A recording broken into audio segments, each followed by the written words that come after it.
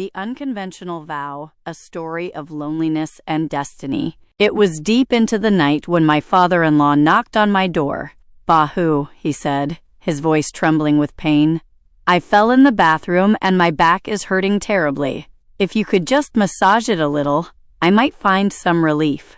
I helped him onto my bed and began to massage his back gently. Little did I know that what was about to happen would shatter my world, and then rebuild it in a way I never imagined. The shadow of widowhood. My life had been a series of tragedies. Just 5 months after my wedding, my husband passed away. Suddenly, I was a young widow. My father had married me off with great difficulty, and within months I was back at my father's house. But there was no comfort there. My mother had died when I was 10, and my stepmother hated me. "First you ate your mother, then your husband," she would hiss. "What are you here for now? To ruin us too?" I endured the taunts until one day my father-in-law arrived at our doorstep. He told my father he wanted to take me back to his home. My stepmother was thrilled to be rid of me, but my father hesitated. "My son is gone," my father-in-law said softly. "But Priya is still the daughter-in-law of my house. I am lonely, and she is suffering here. Let her come home." A night that changed everything. Returning to my in-laws' house felt like a relief until that midnight knock. As I massaged my father-in-law's back, I noticed a strange, lingering gaze in his eyes. I felt a chill. "Father, does it hurt a lot? Should I call a doctor?" I asked, pulling back. "No, Beta," he replied. "Just stay here. I don't want to be alone." He eventually sat up and looked at me with an intensity that made my heart race. "Priya, since my wife died and then my son, this house has been a tomb. Since you returned, I've realized I don't want to be alone anymore. I want you to stay with me, not as a daughter-in-law, but as a wife." I was paralyzed. "Father, you are like my own father. How can you even say this?" He spoke calmly, his voice heavy with a year of grief. "Socially, yes, I was your father-in-law. But my son is dead. That bond is broken. We are both alone, cast out by our families and the world. Why should we spend the rest of our lives in misery because of a label?" Between two fires, I spent the rest of that night on the sofa, trembling. I thought of my stepmother's cruelty and the cold, empty life ahead of me. I thought about my father's helplessness. For days, I agonized. Is this a sin? Or is it survival? Eventually, I made a decision. I went to his room one evening. "I have thought about your proposal," I told him, my voice steadying. "I will marry you. But on one condition, our relationship must always be built on mutual respect. You will honor me as your partner, and I will care for you. Can you promise that?" "I promise," he said solemnly. The new horizon. We married in a tiny ceremony, away from the prying eyes of the village. The backlash was immediate. The village gossiped, and relatives severed ties. "Disgraceful," they shouted. But inside our home, the silence was replaced by companionship. As the months passed, the awkwardness faded. He kept his promise. He treated me with a dignity I had never known. He brought me saris, cooked my favorite meals, and slowly, he taught me to laugh again. He wasn't just my father-in-law anymore. He became the person who understood my pain because he shared it. Today, we live a life that society labels wrong, but our hearts find peace. He turned my barren life into a garden. I learned that sometimes life takes you to a crossroad where the only way forward is to break the rules to find your soul. We are no longer just two grieving people. We are two bodies, one soul, walking toward a new dawn. The Unconventional Vow, Part 2, The Storm and the Sanctuary. The transition from daughter-in-law to wife was not a smooth path paved with flowers. It was a bridge of thorns. The morning after our small, private ceremony, the silence in the house felt heavy, as if the very walls were judging us. My husband, formerly my father-in-law, looked at me with a mixture of guilt and a strange, newfound hope. The wrath of the village. The news spread through the village like a wildfire fueled by spite. My stepmother was the first to arrive at our gates, her face contorted with a twisted kind of joy. Finally, she had a real reason to humiliate me. "Look at this shameless girl," she screamed, loud enough for the neighbors to gather. She couldn't wait for the embers of her husband's pyre to cool before she climbed into his father's bed. "You are a curse on both families, Priya." I stood behind the door, trembling, my nails digging into my palms. But before I could break down, a firm hand rested on my shoulder. My husband stepped out onto the porch. His voice, usually soft and grieving, carried a thunderous weight. "Go back, woman," he said to my stepmother. "Priya was a servant in your house and a ghost in mine. If the world has no place for a widow, then I will build a world for her myself. She is my wife now, and any insult to her is an insult to me." That was the first time in my life a man had stood up for me. Not as a daughter, not as a duty, but as a partner. The walls of solitude. For the next few months, we lived in a self-imposed exile. The vegetable seller wouldn't stop at our gate. The temple priest turned his face away when we passed. We became the outcasts. Inside the house, however, something beautiful was blooming. The awkwardness of that first night began to dissolve into a deep, quiet companionship. He kept his word. He treated me with a reverence I had never experienced. He didn't demand the rights of a husband. Instead, he asked for my opinion on the farm. He brought me books to read, and he sat with me in the courtyard every evening, talking about everything and nothing. One rainy afternoon, as we sat watching the downpour, he looked at me and said, "Priya, I know the world calls this a sin, but for the first time in 10 years, I don't wake up wanting to die. Is that a sin? To want to live?" I reached out and took his hand. "If choosing life is a sin, then I am happy to be a sinner." The final transformation. Slowly, the village's anger turned into a cold indifference, and then, eventually, a begrudging curiosity. They saw that our house was no longer a place of mourning. There were flowers in the garden again. There was the smell of fresh spices in the air. He changed, too. The slumped shoulders of a grieving father straightened. He began to wear clean clothes, to smile, to plan for the future. He encouraged me to go back to the city to finish my teacher training. "You have a whole life ahead of you, Priya. I am just the soil that will help you grow."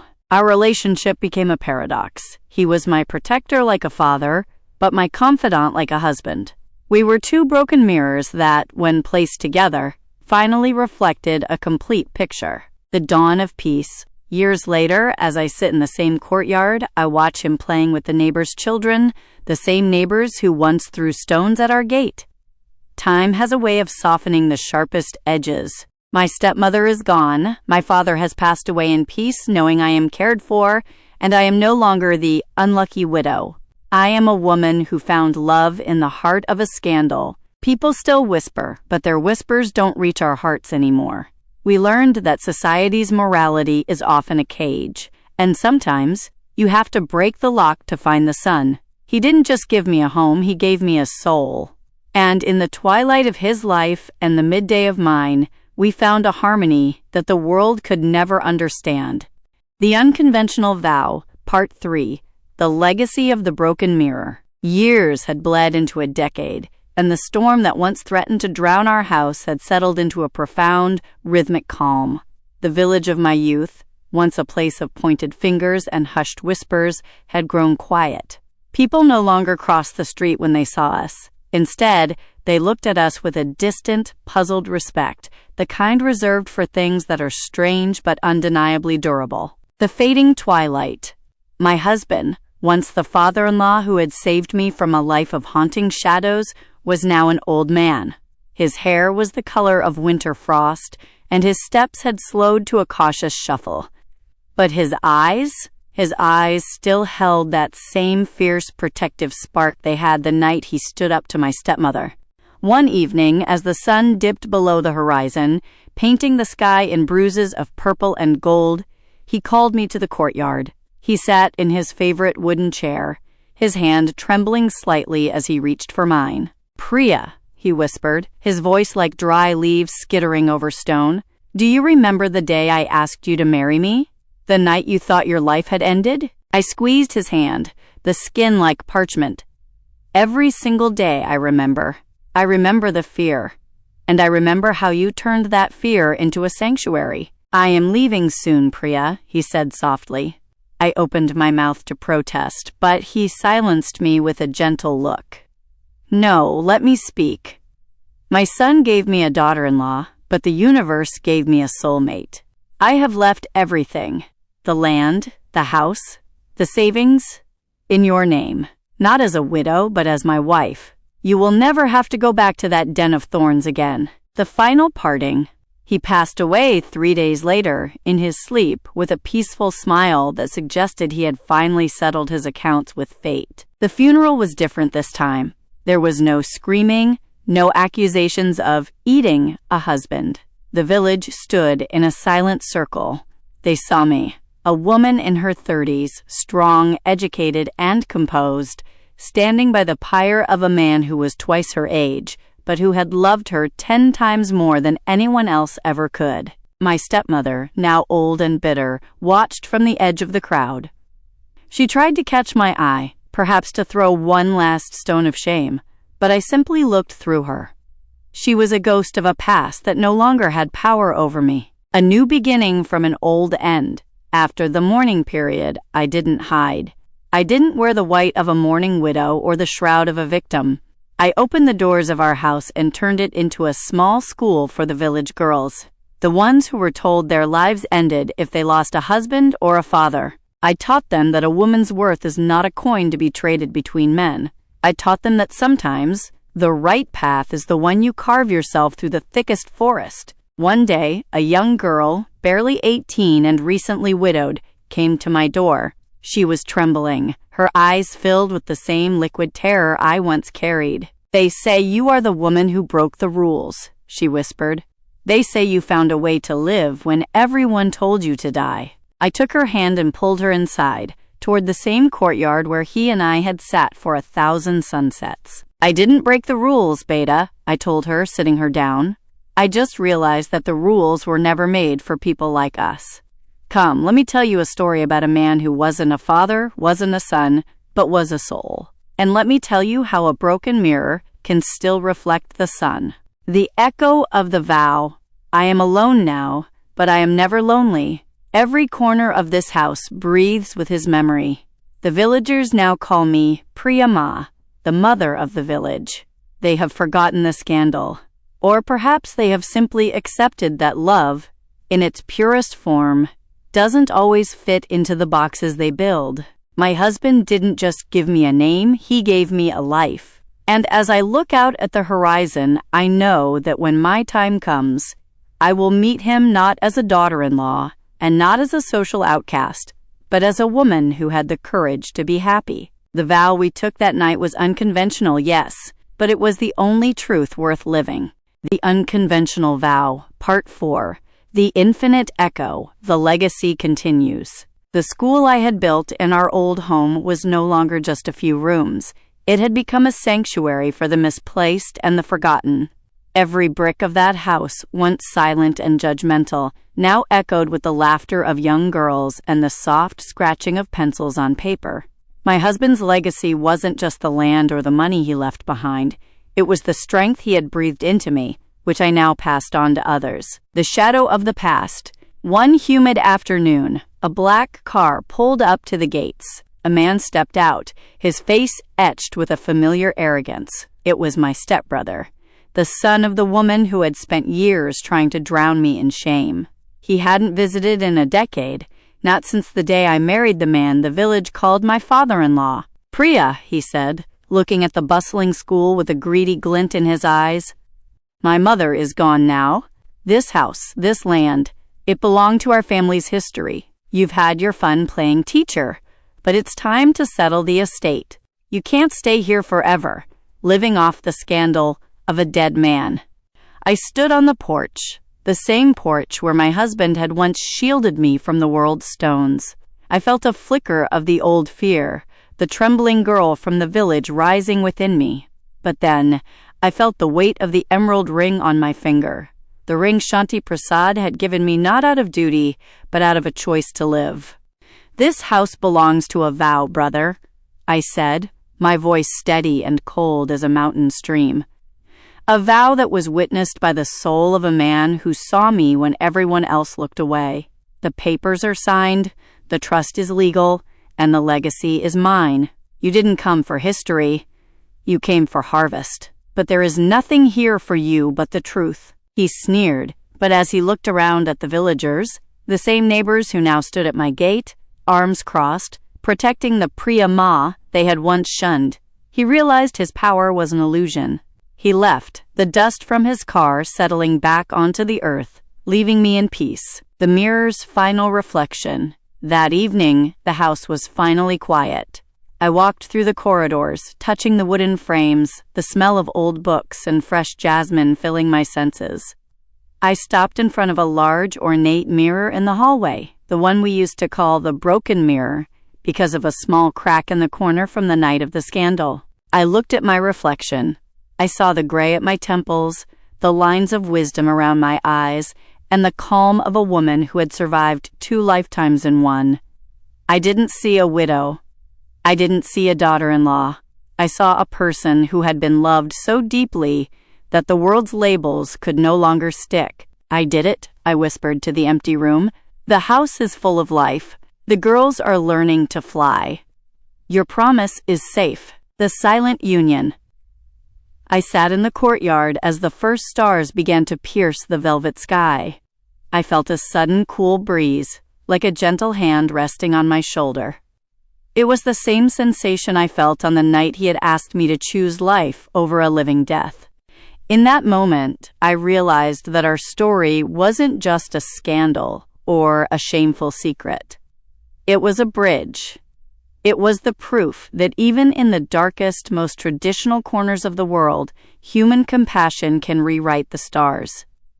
We were the unconventional vow, a reminder that sometimes you have to break the world's heart to save your own. I leaned back and closed my eyes, a peaceful smile on my lips. The story of Priya and Shanti Prasad would be told in whispers for generations, not as a warning, but as a legend of how 2 broken souls found a way to be whole. The vow was complete. The sanctuary was built, and for the first time in my life, I wasn't waiting for a new dawn. I was the sun. The unconventional vow, the final chapter, the eternal sanctuary. The dust from the past had finally settled, leaving behind a garden that bloomed in the middle of a desert. The school was no longer just a project. It was the heartbeat of the district. Every girl who walked through those gates carried a piece of the courage that Priya and Shanti Prasad had forged in the fire of scandal. The twilight wisdom. As the years moved toward their natural conclusion, Priya found herself sitting in the same wooden chair where her husband once spent his final days. Her hair was now a crown of silver, and her hands, though wrinkled, were steady. She was no longer the shamed widow or the outcast wife.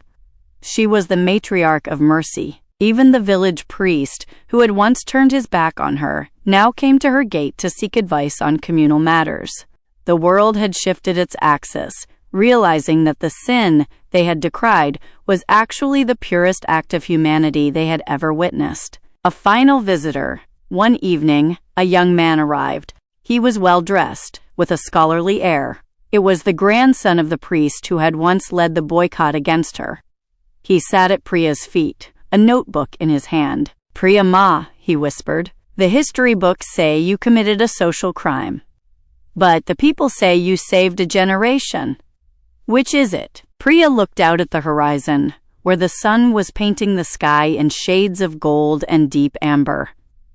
"It was neither, Beta," she replied, her voice a calm ripple in the air. "It was simply a choice. We were 2 people who refused to let the world decide how we should die. He gave me a life when I was a ghost, and I gave him a home when he was a shell. If that is a crime, then let it be the only one I am remembered for." The closing of the circle. That night, Priya felt a strange lightness in her chest. She walked through the silent corridors of the school, touching the desks, the books, and the walls. She stopped at the old bedroom door. the one where the journey had begun with a midnight knock. She lay down on the bed, the same bed where she had once massaged a grieving man's back. She felt no fear, only a profound sense of completion. She looked at the emerald ring on her finger, sparkling even in the dim moonlight. "I am coming, Shanti," she whispered into the darkness. "The girls can fly now. The house is full of light. My vow is fulfilled." The infinite echo. When the sun rose the next morning, the village didn't wake up to a scandal. They woke up to a profound loss. Priya had passed away in her sleep, a peaceful smile on her face that looked like a victory. They buried her beside Shanti Prasad. For the first time in the history of that village, a woman was laid to rest not just as someone's daughter or someone's wife, but as a legend in her own right. The school stayed open. The girls continued to learn, and every year, on the anniversary of their unconventional union, a lamp was lit at their graves. It wasn't a lamp of mourning, but a lamp of hope, a reminder to every soul trapped in a cage of tradition that the stars are always there, waiting for someone brave enough to reach for them. The broken mirror was finally whole.